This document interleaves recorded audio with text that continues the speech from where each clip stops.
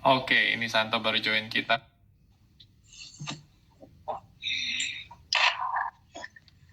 Halo, my brother. Sorry. This is my first time going Instagram live. Yes, welcome to my Instagram live. Long time no see, bro. Long time no see, man. How are you doing? Good. So, our chat today in Indonesia apa in English or in Gado-Gado? It's up to you. Gado-gado. How about in Indonesia? You know? In Indonesia ya. So to give you a challenge sedikit ya. Akan diusahakan. Gitu ya. Oke, buat teman-teman yang nyaksikan IG Live ini, saya mau welcome buat teman-teman semua, juga welcome buat Santo hari ini yang gabung. Thank you untuk waktunya, karena saya tahu Santo belakangan ini lagi sibuk ya. Lu lagi viral sih bro, soalnya. Yang viral tapi nggak berasa lagi viral di situ. Nggak berasa gitu ya. So to give you introduction to all the participant yang hari ini nonton gitu ya. Santo is my roommate di Purdue gitu ya. Jurusannya apa tau waktu itu? Jurusan saya computer science. Well, actually computer and electrical engineering. Oh, canggih banget itu bro. Semuanya dimasukin. Semuanya dimasukin jadi satu ya. Ya emang Santo dari dulu pinter gitu loh ya. Guanya aja yang rada-rada lelet gitu ya. Tapi kita rumetan bareng. Berapa lama ya Toy waktu itu ya? Segalanya setahun kali ya. Tahun ya? Ya, tahun ya. Ya, sampai lu nggak betah dan kita pindah. Iya, gara-gara lu jorok banget sih bro. Iya. Kita having a good time waktu itu di Purdue, kita bisa kenalan bareng, terus juga bisa persekutuan bareng juga ya waktu itu ya. Oke. Itu sedikit background dari hubungan kita, jadi nggak kebetulan. Gue juga bangga nih Ben, jadi teman lo belakangan ini. Kalau dulu sih enggak. Thank you man. Tapi hari ini gue lihat lo dipakai Tuhan luar biasa banget nih di sini gitu ya. So kita mau ngobrol dikit ya, Tok ya. Sorry. Oke, gue mau nanya nih, mungkin dari perusahaan lo dulu ya. Yeah. Tell us more about your company gitu ya. Sensi Self sure. Itu sejarahnya gimana? Lu mulainya juga kan nggak gampang pasti ya mulai perusahaan itu di Silicon Valley ya. Bisa cerita sedikit buat teman-teman di sini? Bisa. Jadi sebelum Sensing Self itu, saya ada beberapa startup ya. Startupnya itu, awal mulanya ada yang e-commerce, ada yang ke technology consulting, ada hard drive, like a storage hard drive, and kemudian ada fintech. Setelah dari semuanya itu, saya pikir-pikir, apa yang bisa lebih ada impactful ke humanity ya. Jadi salah satunya itu yaitu untuk memberikan akses ke semua orang medical lab test gitu.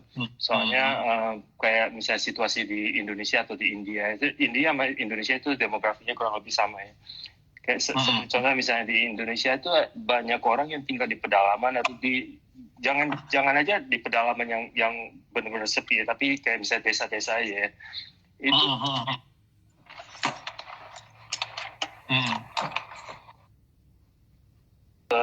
lab terdekat gitu. Kemudian kasih sampel air seninya, kemudian balik lagi besokannya ke situ lagi untuk tahu hasilnya kan. Nah ini jadi ini banyak orang yang mempunyai masalah seperti ini gitu, akses dari hal yang paling mudah kan. Nah itu jadi itu menjadi salah satu visi kita ya. Visinya itu yaitu how can we make that simpler. Okay, how can we make this kind of lab test accessible to as many people as possible. Dan kita lihat, ini sekarang everybody has a mobile phone, and mobile phone itu is a very very powerful machine. Itu mesinnya itu, it has a much better camera than most of the camera in the lab. It has a much better processor than any of the lab equipment. So jadi kita mikir, what if we can replace all those lab equipment hanya dengan smartphone? So that's how we started that company. So you're the co-founder of this company ya, Sensing Self ini ya. Lo ada berapa orang di sana bro, sama ketika you establish ini? Ya kita ada 4 co-founders, and we have pretty much a very very similar vision. Co-founder saya ada yang dari Amerika, juga ada yang dari India. So we know the market very well. Kita semuanya datang dari high tech ya. All of us, our background is in high tech. Dan kita realize bahwa there's a lot of things that can be done on the medical side. Okay, sekarang kalau misalnya mungkin di Indonesia ya, terutama di Indonesia itu kalau misalnya kamu lihat dari new startups ya, up and coming companies, many of them were and are in the e-commerce atau di fintech, but nobody really taking care of health tech. Soalnya health tech itu memang pertama susah, kedua not everybody wants to do it. Okay, soalnya kurang seksi ya, like hey, I have a startup, we try to cure diabetes, okay, kurang seksi gitu ya. What if aku punya startup and I can make a payment through the phone or something? That is much sexier. So, but we feel like it's completely different. Especially kita udah setengah bayar ya. It's time to think of something that we can give back to humanity. Ya, interesting banget gitu ya. Nah, produk lu yang pertama apa? What's the first product dari Sensing Self ini? Bisa cerita sedikit? Iya, bisa. Jadi kita lihat diabetes itu salah satu penyakit yang bukan dari turunan gitu. Sebenarnya itu diabetes itu 90% itu disebabkan oleh lifestyle. Okay, what you eat, how stressful you are, how much time you sleep, and so on and so forth. Itu semua contributes to diabetes, ya. Dan coba let's look at Indonesia gitu. Indonesia itu makanan utama apa? Nasi kan ya. Nasi itu contains a lot of sugar, right? Ya kan? Dan menurut we did some research with Ernst & Young.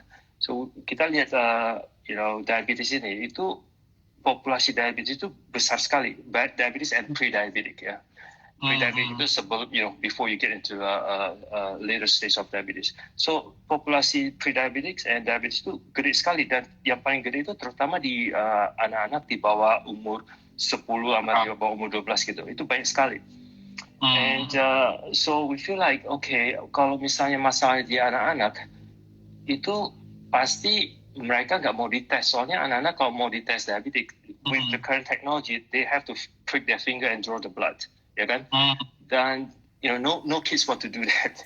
Jadi masalahnya, so we don't know if the kids has pre-diabetic or doesn't have pre-diabetic. So we don't know because nobody wants to test it. Okay, so the first product that we come up with is to be able to know your glucose level melalui ludah. So this product is very small. You spit on it, ludahin ke tempat itu. Kemudian after that you take a picture using a phone, and our appnya kita bakal analyze the results, and it will tells you your glucose level. Wow, high-tech banget ya. It's very high tech. We are one of the first company who did that. Itu dan karena pandemi kita masih belum benar-benar pasarkan that product, but that will be next. It is gonna be after this pandemic passes, then we'll focus on that. Wow, menarik banget itu ya, luar biasa. Nanti kita ngomong lagi gitu ya soal ini gitu ya, karena luar biasa. Lu harus sebagai high tech guy tapi juga mau contribute, bukan hanya fokus ada bisnisnya, tapi yang tadi as you said gitu ya, the humanity side. You want to contribute something to the community, you want to contribute something for orang banyak gitu loh ya, kesehatan banyak, to give them access yang mungkin buat orang kota itu mudah banget, tapi Betul. buat orang yang ada di pedalaman itu nggak mudah, itu luar biasa. Lu tadi bagus bicara tentang mission, tentang purpose, nggak hanya company mission tapi juga personal mission yang bagus banget. Nanti kita balik lagi itu di akhir dari chat kita ya hari ini gitu ya.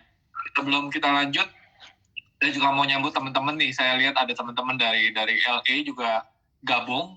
Bahkan ada teman saya tadi udah WhatsApp dari kelompok diaspora yang ada di Los Angeles. Ada staff dari Konjen juga di Los Angeles yang gabung dengan kita di chatting kita hari ini, bro. Jadi luar biasa, nyata responnya luar biasa nih. Koden dari IFGF LA juga join di kita. You remember him? Of course, yeah. Mas Denny Hasbi dari LA join kita hari ini, luar biasa. Jadi let's talk about the rapid test. Let's talk. Ini rapid test kayak apa sih? Karena gue sendiri juga dapat gitu loh ya, tapi dari China. Tapi terus terang banget gitu ya, rapid testnya ini gue nggak tahu nih beneran apa enggak gitu loh ya. Bagus apa enggak gitu loh. Jadi hasilnya ini bisa diandalkan nggak, akurasinya berapa persen. Nah, lu punya tuh gimana caranya, sejarahnya gimana kok lu bisa ketemu ini, bisa cerita nggak buat teman-teman yang join buat kita? Jadi waktu kita mulai dengan yang misalnya diabetes itu ya, itu semuanya berasal dari kerjaan enzim gitu. Jadi misalnya waktu kita ludahin itu kita ludah ke enzim paper ya, dan enzim itu bereaksi dengan ludah segala macam. Kemudian kita juga ada yang misalnya air seni gitu, you know, you pee on the street and you basically pee on the enzyme, and then the enzyme will react and it will tells you misalnya air seninya ada darah atau enggak, ada pH-nya berapa segala macam itu. Jadi itu di enzim semua. And then we look at blood, ya kan, darah ya. Tadi kan udah ludah, air kencing, darah nih ya. Nah, darah kita lihat waktu kita did some research on this, kita mulai dengar tentang this new virus gitu, and then we really look into it. And ini memang banyak scientists in China and Hong Kong, mereka memang udah mulai start to work on this the solution. Soalnya mereka yang ground zero kan, they got hit first and they got hit fast ya.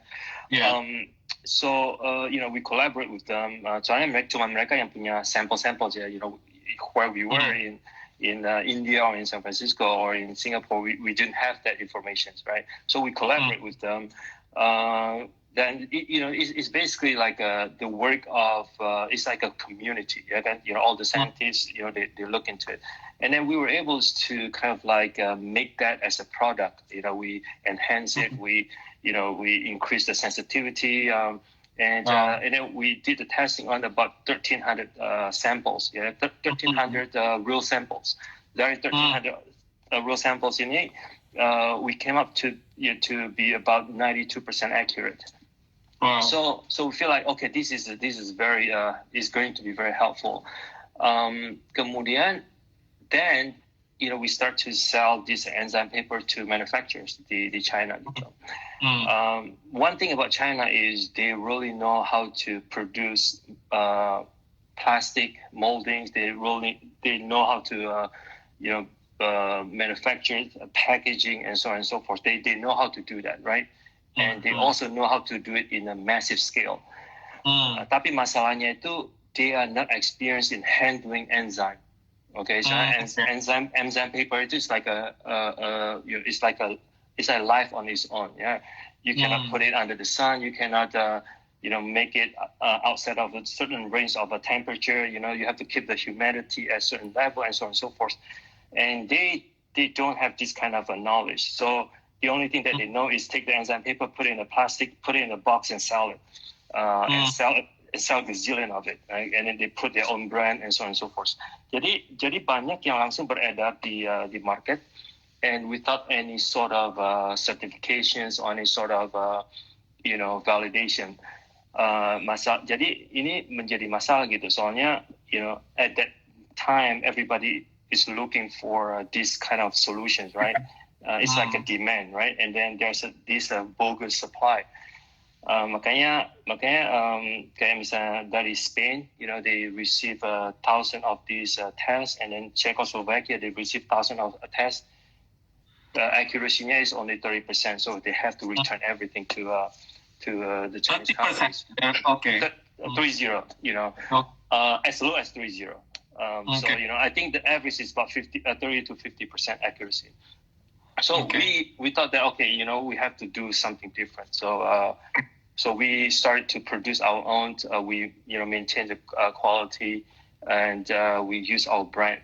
So and then we start to produce it, and we ship a lot to Europe. Initially, we ship a lot to Europe. Waktu itu sekitar bulan Februari itu kita jual sekitar 20 euro. Waktu itu masih belum pandemic ya. Jadi we sell about 20 euros. We exist as a company to make money. Kita bukan gereja. Kita perusahaan ya. So we want to make money. Yeah. So I'll be lying to you if I don't want to make money. So we sell about $20, and then pandemic came, right? WHO announced that it's pandemic. We look at the spectrum of countries. Itu yang bakal hit hard itu kayak India, Indonesia, and sebagainya. So we feel like $20 nobody is going to be able to afford that. Ya kan? Maybe middle class and above they can afford it, but then who's going to take care of the middle class and below? So we struggled to try to lower down the price, and we were able to kind of push the price to as low as possible, and that's how we get it to the price of what it is right now. So and we enter Eastern Europe, which is not a very rich region, and we enter India. We enter eastern side of Asia, India, Bangladesh, and then because I'm from Indonesia, so automatically the first thing I think of, I need to get into Indonesia as well. So that's why I started the effort of pushing it to several distributors. The problem is these distributors, some know someone and another person's know another person's. It's like everybody knows everybody, but the thing is, the big question is who is the one who approve or validate this, right? Yeah. Makanya kita pretty much stuck for a period of time. Okay. Tapi your product ini luar biasa sih. Kalau di pasaran itu 30% average, tapi your product akurasinya bisa sampai 92% ya, 90 sampai 92%. Itu yang Korea is much higher. Yang dari Korea itu sekitar 70 sampai 80% accurate on average. Okay. Yeah. So menarik juga sih, maksudnya the way you're doing your business itu menurut gue tuh sangat bagus banget, karena gas sekarang ini kan kebutuhannya banyak banget gitu ya. If you want to memanfaatkan keadaan ini, you just can sell and distribute it gitu ya, tanpa harus izin, which is sekarang udah kayak begitu gitu loh ya. Tapi your approach is approaching the government, approaching the legal way, the formal way, sampai dapat certification. Certificationnya saat ini udah di mana aja ya, bro? Certification kita, FDA itu istilahnya, US itu FDA, tapi FDA itu bukan FDA approved ya. Soalnya FDA approved itu it takes about months if not years, and makanya FDA sadar bahwa it's going to take a long time for them to approve things like this. So they came up with something called emergency use approval. It's made specifically for this type of situation. Yeah. Yeah. We've registered with that, and we also approved by CE, which is the European body for approving this kind of stuff. We approved by National Institute of Virology, and we also was approved by ICMR. ICMR is one of the most stringent medical approval board. Itu dari India, and there are several local entities or local governments that also have approved us. But those are like the big certifications, and we are very proud of it. And when we enter Indonesia, the first thing is I want to make sure that kita masuknya secara legal ya. Soalnya I think one of the most important part of running a company is to have a solid branding. Okay, makanya kita agak mau masuk secara under the table and then ruins our our brand, especially the brand is mainly for humanity purposes. It's very important to keep that brand intact. Okay, so you don't take any shortcut or short-term solution for nanti kalau short-term solution kan nantinya bisa long-term problem tuh ya bro ya, kalau gitu ya. Yeah, absolutely. Kita sekarang aja, I feel like right now our brand, people go after our brand not because it's cheaper or whatever. I think price in this case might not be as big of a deal compared to the quality that they can receive. So I think we separate ourselves from the rest of the players in this market. Okay, that's good. And how's the progress for the permit and everything? Is it approved by Indonesian government yet or apa gimana hari ini? Yeah. Because the news already approved gitu ya. Kita udah di-approve ya, kita udah masuk. Dan juga ada beberapa kutipan di artikel di Indonesia di mana tiga institusi di Indonesia verbally approve it, ya kan? Menkes, BNPB, kemudian BKPM. So jadi so I think we are in good shape, ya. Okay, so you find also a distributor also in Indonesia ya. So orang-orang Indonesia ini kapan nih bisa dapat akses ke rapid test yang lu produce ini, bro? Itu tergantung dari distributor ya. Mereka distributornya itu kayak distributnya kemana gitu. Tapi tempatnya itu memang macam-macam. Ada yang ke government institutions, ada yang ke private hospital dan segala macam. Tapi there is a plan untuk masuk ke retails, kayak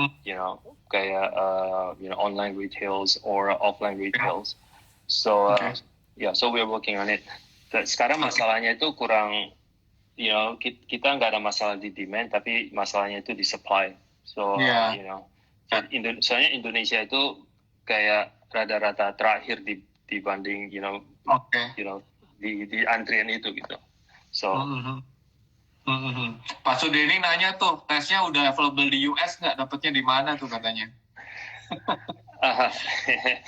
Di US itu kita cuma boleh jual langsung ke medical institution ya. Istilahnya itu cuma boleh jual ke point of care.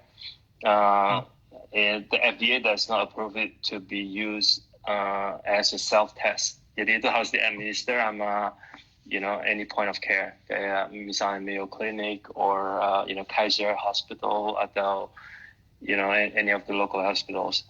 Tapi di Amerika kita lagi usahakan untuk have a different sort of arrangement. This is yet to be announced, but kita lagi kerjakan. Okay.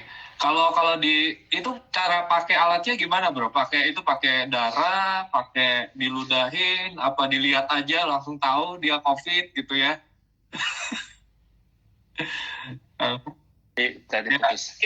Ini bisa tahu cara tesnya gimana, bro? Pakai darah, pakai ludah, apa dipelototin tahu gitu ya? Gimana? Itu pakai darah ya. Jadi itu kayak apa ya, kayak diabetes test gitu. Jadi you prick your finger.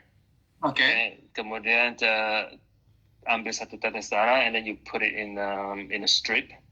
Yeah. And then you put a buffer solution. All these things is supplied as part of the package. Kemudian dia bakal kasih negatif atau positif. Oke, itu tesnya perlu satu kali udah tahu apa? Kan biasanya kan dia kalau belum, kan ada katanya dua minggu period untuk dia bisa identifikasi dia ini positif. Jadi ini cara serologi. Jadi itu detect the existence of antibody. Ya, ada dua antibody, IgG sama IgM. Ya. Jadi kalau misalnya kita kena virus gitu ya, dan virusnya itu belum incubate in your body, then this type of test will not detect it. Okay. You have to wait until like maybe 3 or 4 days, after the fact, then you will be able to test it. Dan makanya kita waktu market ini, kita marketnya sebagai pre-screening, bukan sebagai Oke. like a testing, So Oke. yeah. Oke, pre-screening ya. Jadi kalau itu kan kalau yang udah tes beneran di swab dan segala macam gitu ya. Ya. Ya. Oke, ini menarik banget gitu ya. Satu, your business ethic is so wonderful gitu ya menurut gue, karena Thank you. lo nggak masuk lewat pintu belakang gitu ya. Lo nggak masuk, bener-bener masuk dari pintu depan, walaupun pintu depannya itu susah banget. Gue pasti kebayang tuh ya, di Indonesia ini kan yang mudah aja kadang-kadang dipersulit gitu ya, apalagi ada kebutuhan di ini. So the challenge is tough, but you are persisting untuk bisa masuk secara legal dan penuh dengan integritas. I admire your decision sebagai company, walaupun you can make money as fast as money kan, bener-bener cepet banget karena kebutuhannya kan luar biasa banget gitu ya. Nah ini satu pertanyaan lagi bro, kenapa lu tadi turunin harga dari 20 euro gitu ya, 20 euro itu 400 ribuan lebih loh men, hampir itu ya, sampai sekarang itu cuma 10 dolar US ya, 100 ribu, 150 ribu lah something ya sekarang ya, dianggap 160 ribu, kenapa lu lower the price, padahal lu tahu ya kan, kalau orang hukum ekonomi kan ini kan demand banyak, supply sedikit, seharusnya harga naik gitu ya. Tapi why you keep that price untuk ke sana gitu loh. Nah, itu emang it is a tough decision. Soalnya kita kan udah invest banyak di research, at the beginning, right? Dan itu ongkos kan selalu, bertambah gitu. Tapi kita lihat ini pandemic dan juga ini banyak yang nggak bakal dites gitu. Soalnya harga itu mahal kan. Kalau misalnya kita bisa jual 20 dolar gitu, ya who's gonna be able to afford that, ya kan? 20 dolar di Indonesia, terutama di Indonesia, 20 dolar itu mungkin gajinya seminggu atau 2 minggu seseorang gitu. So it is very unreasonable to make it that much, ya kan? Makanya kita usahakan kita turunin gitu. Waktu saya di interview, saya sengaja kasih angkanya, soalnya takutnya ada yang mainin harga gitu. Terutama sekarang itu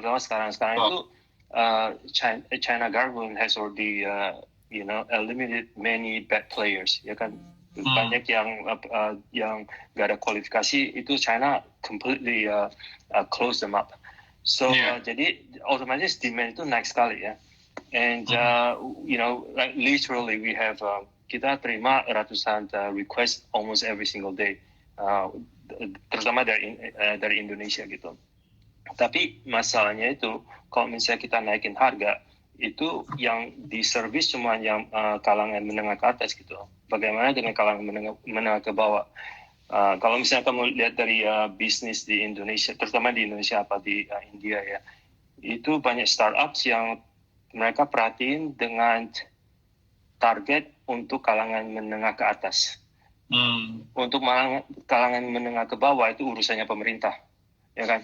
I feel like this is something yang kita harus sedikit ganti gitu, especially setelah pandemic gitu ya.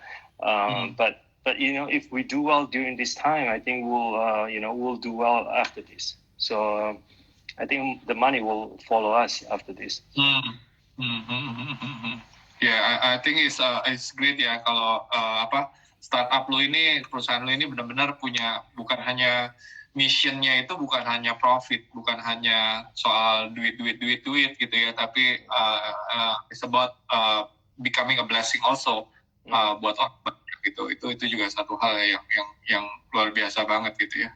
Nah, apakah company mission lo ini nih come from your personal mission in life atau gimana? Jadi kita balik lagi tadi di pertanyaan yang pertama gitu ya, is how do you feel? Karena gue ngerasa nih ya, lu nih kita kan temen udah lama nih gitu ya, dan gue nggak pernah tahu si side-nya lu gitu ya, yang ini kan. Gue taunya lu kan pintar, high tech gitu ya, taunya lu lucu gitu ya,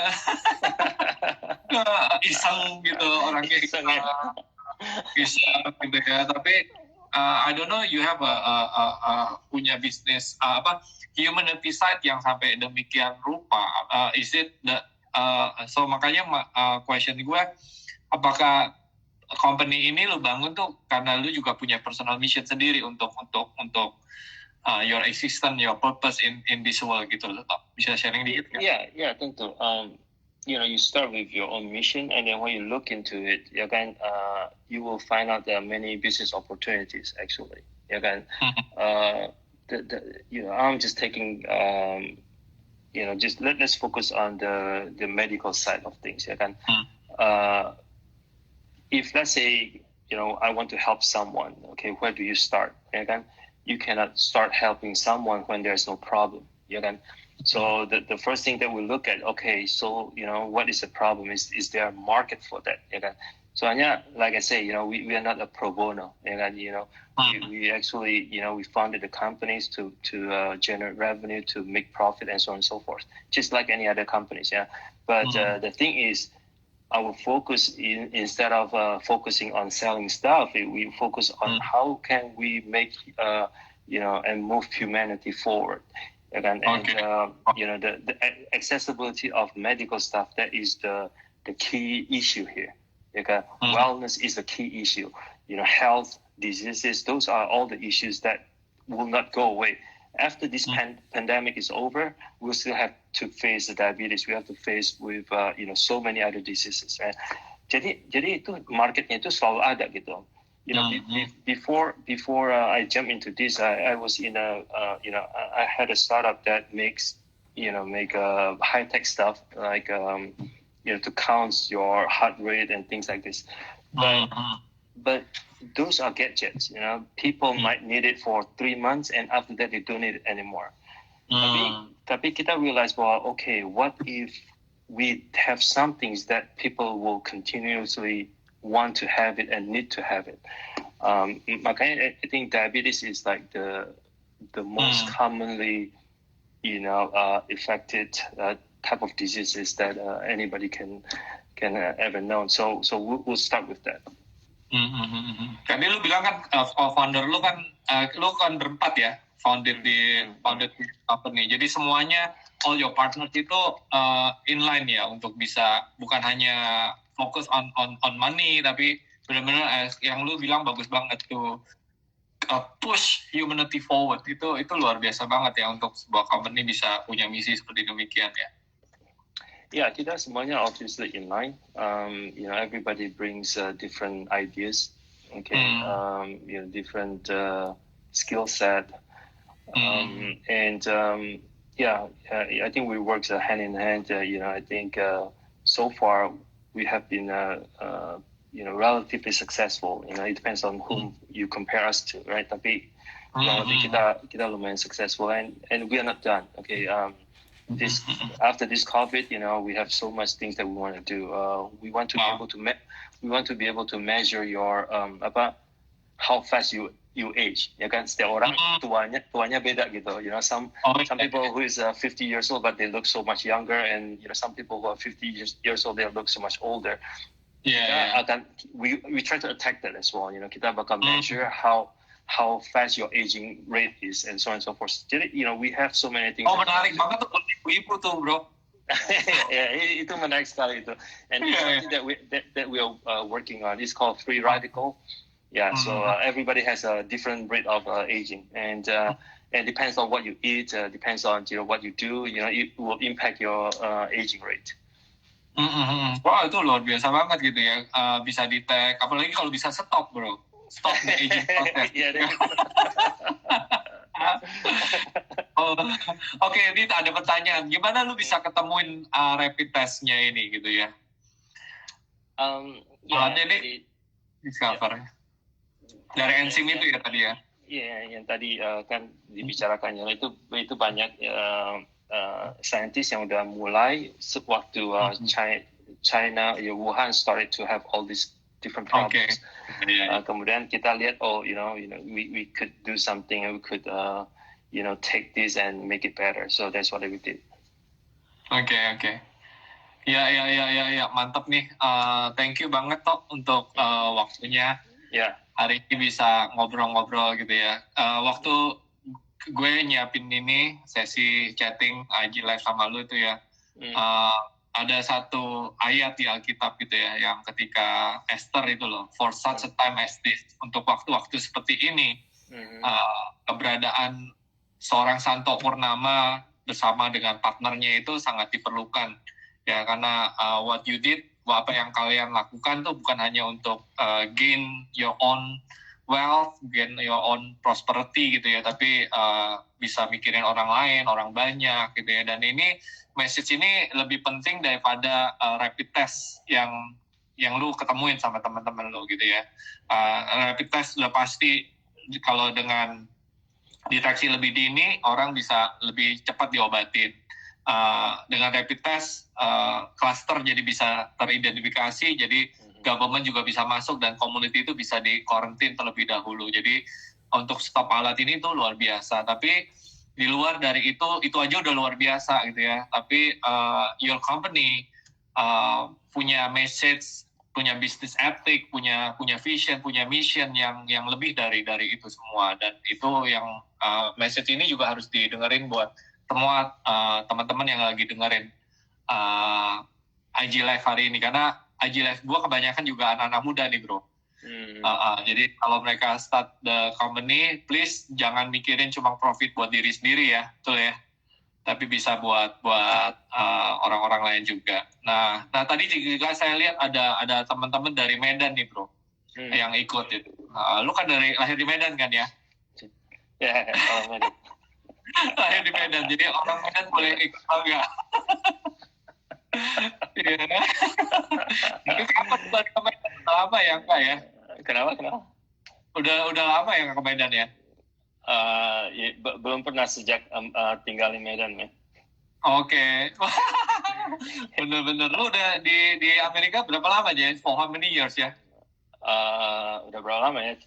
Dari tahun sejak kuliah ya, tahun 91 ya. Iya, nanti one ya. Oh iya ya. Too long. Oke. Oke deh, di akhir sesi ini boleh nggak gue doain lo ya? Gue doain buat bentar ya. Teman-teman yang di IG Live, kita doain buat Santo juga, karena hari ini challenge-nya juga nggak mudah untuk dia bisa push this product to the market, dan biar kita doain sama-sama biar produk ini bisa jadi